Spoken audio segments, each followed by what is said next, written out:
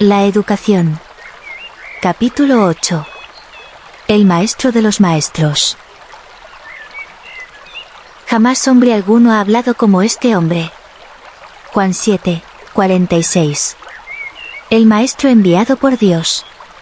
Considerad a aquel. Hebreos 12, 3.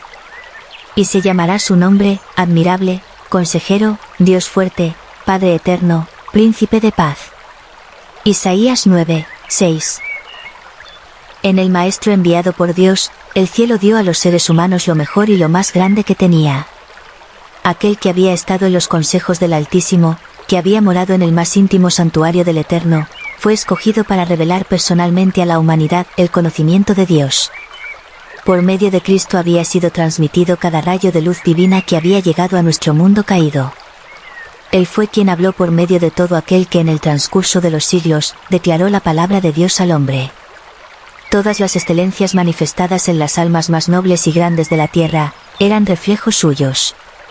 La pureza y la bondad de José, la fe, la mansedumbre y la tolerancia de Moisés, la firmeza de Eliseo, la noble integridad y la firmeza de Daniel, el ardor y la abnegación de Pablo, el poder mental y espiritual manifestado en todos estos hombres, y en todos los demás que alguna vez vivieron en la tierra, no eran más que destellos del esplendor de su gloria. En él se hallaba el ideal perfecto. Cristo vino al mundo para revelar este ideal, como el único y verdadero blanco de nuestros esfuerzos, para mostrar lo que todo ser humano debe ser, lo que llegarían a ser por medio de la morada de la divinidad en la humanidad, todos los que lo recibieran. Vino a mostrar de qué manera han de ser educados los hombres como conviene a hijos de Dios, como tienen que practicar en la tierra los principios, y vivir la vida del cielo. El mayor don de Dios se otorgó para responder a la mayor necesidad del hombre. La luz apareció cuando la oscuridad del mundo era más intensa. Hacía mucho que, a causa de las enseñanzas falsas, las mentes de los hombres habían sido apartadas de Dios. En los sistemas predominantes de educación, la filosofía humana había sustituido a la revelación divina.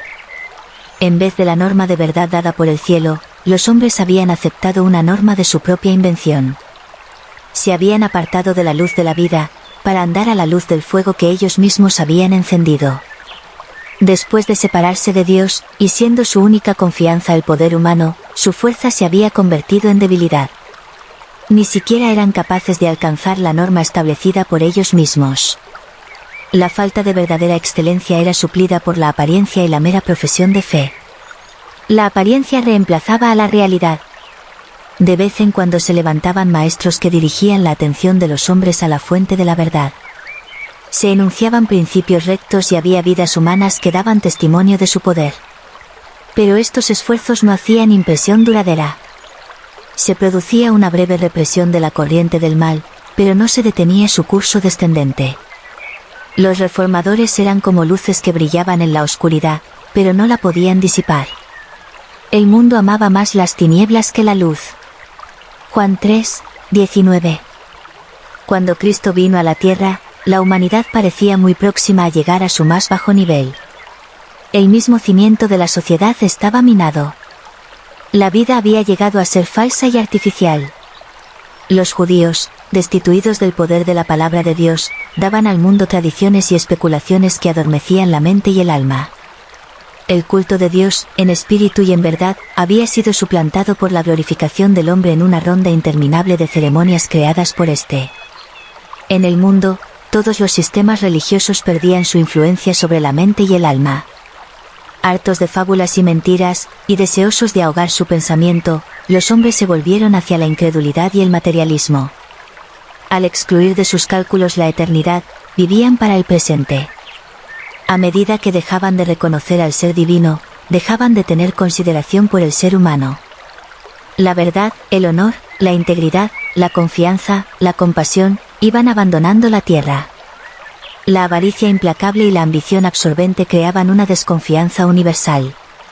La idea del deber, de las obligaciones de la fuerza hacia la debilidad, de la dignidad y los derechos humanos, era desechada como sueño o fábula.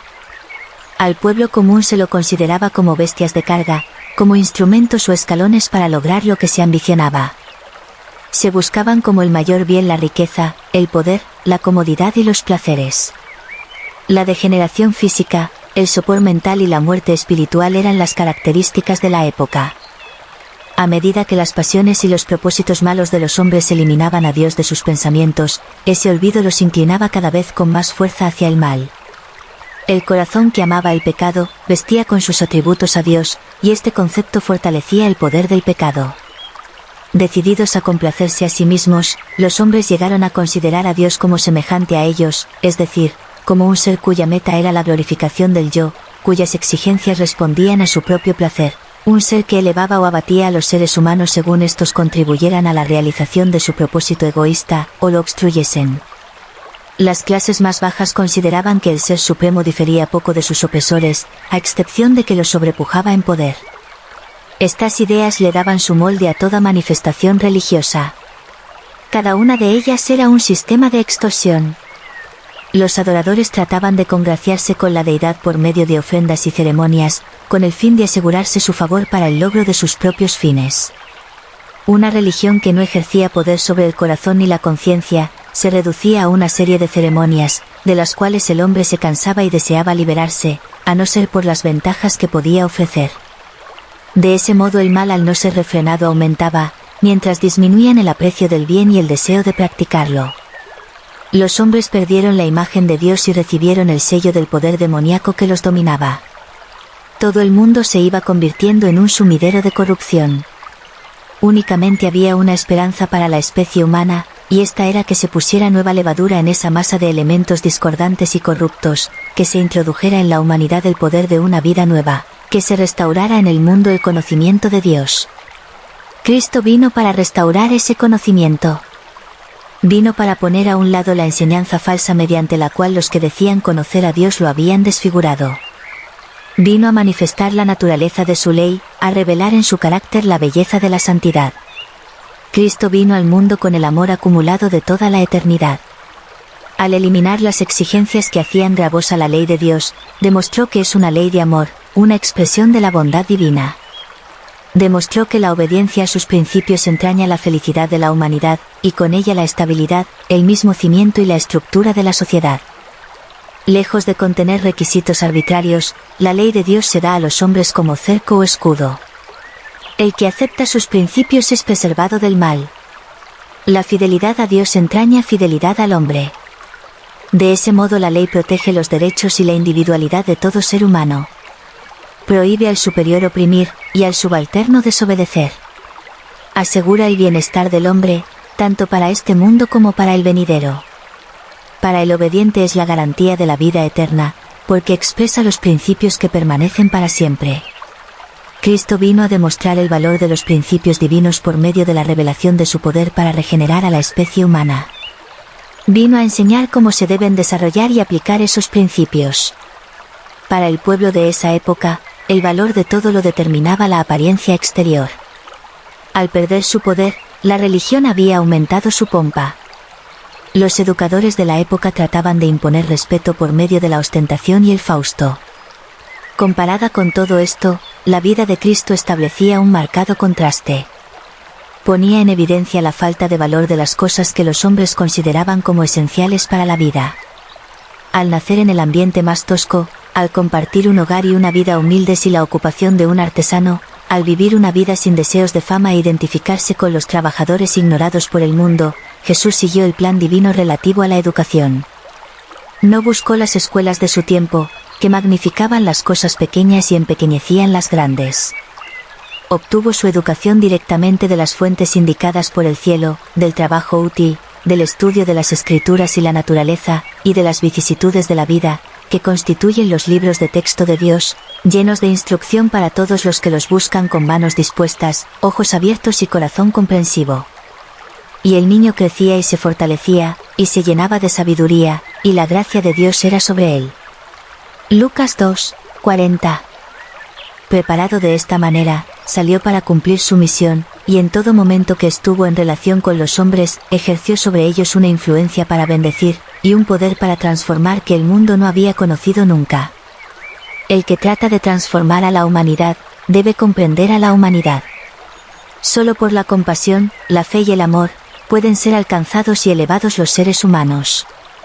En esto Cristo se revela como el Maestro de los Maestros, de todos los que alguna vez vivieran en la tierra, solamente Él posee una perfecta comprensión del alma humana. No tenemos un sumo sacerdote que no pueda compadecerse de nuestras debilidades, sino uno que fue tentado en todo según nuestra semejanza, pero sin pecado. Hebreos 4:15. Pues en cuanto él mismo padeció siendo tentado, es poderoso para socorrer a los que son tentados. Hebreos 2:18. Cristo es el único que experimentó todas las penas y tentaciones que sobrevienen a los seres humanos. Nunca fue tan fieramente perseguido por la tentación otro ser nacido de mujer, nunca llevó otro la carga tan pesada de los pecados y dolores del mundo. Nunca hubo otro cuya misericordia fuera tan abarcante y tierna. Habiendo participado de todo lo que experimenta la especie humana, no solamente podía condolerse de todo el que estuviera abrumado y tentado en la lucha, sino que sentía con él. Practicaba lo que enseñaba. Porque ejemplo os he dado, dijo a los discípulos, para que como yo os he hecho, vosotros también hagáis. Así como yo he guardado los mandamientos de mi Padre. Juan 13:15 y Juan 15:10. Así, las palabras de Cristo tuvieron en su vida una ilustración y un apoyo perfectos. Y más aún, Él era lo que enseñaba. Sus palabras no solo eran la expresión de la experiencia de su propia vida, sino de su propio carácter. No solamente enseñó la verdad, Él era la verdad. Eso fue lo que dio poder a su enseñanza. Cristo reprendía fielmente. Nunca vivió otro que odiara tanto el mal, ni cuyas acusaciones fueran tan terribles. Su misma presencia era un reproche para todo lo falso y lo bajo. A la luz de su pureza, los hombres veían que eran impuros, y que el propósito de su vida era despreciable y falso. Sin embargo, Él los atraía. El que había creado al hombre, apreciaba el valor de la humanidad. Delataba el mal como enemigo de aquellos a quienes trataba de bendecir y salvar. En todo ser humano, sin importar el nivel al cual hubiera caído, veía a un Hijo de Dios, que podía recobrar el privilegio de su relación divina. Porque no envió Dios a su Hijo al mundo para condenar al mundo, sino para que el mundo sea salvo por él. Juan 3:17.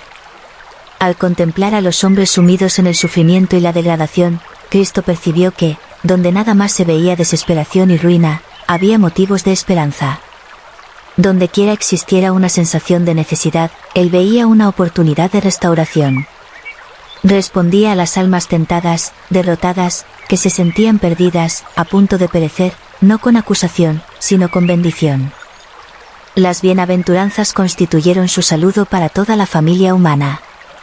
Al contemplar la gran multitud reunida para escuchar el sermón del monte, pareció olvidar por el momento que no se hallaba en el cielo, y usó el saludo familiar del mundo de la luz. De sus labios brotaron bendiciones como de un manantial por largo tiempo obstruido.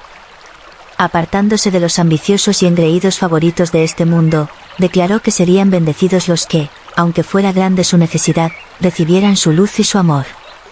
Tendió sus brazos a los pobres en espíritu, afligidos, perseguidos, diciendo, venid a mí, y yo os haré descansar.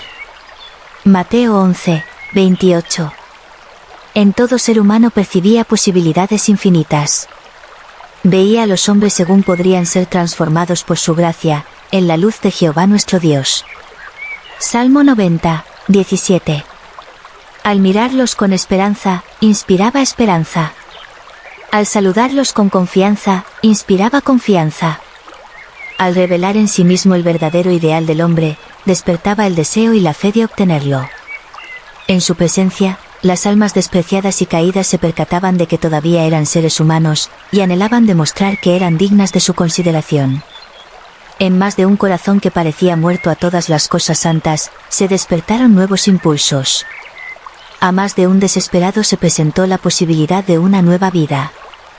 Cristo ligaba a los hombres a su corazón con lazos de amor y devoción, y con los mismos lazos los ligaba a sus semejantes. Con él, el amor era vida y la vida servicio. De gracia recibisteis, dijo, dad de gracia. Mateo 10:8.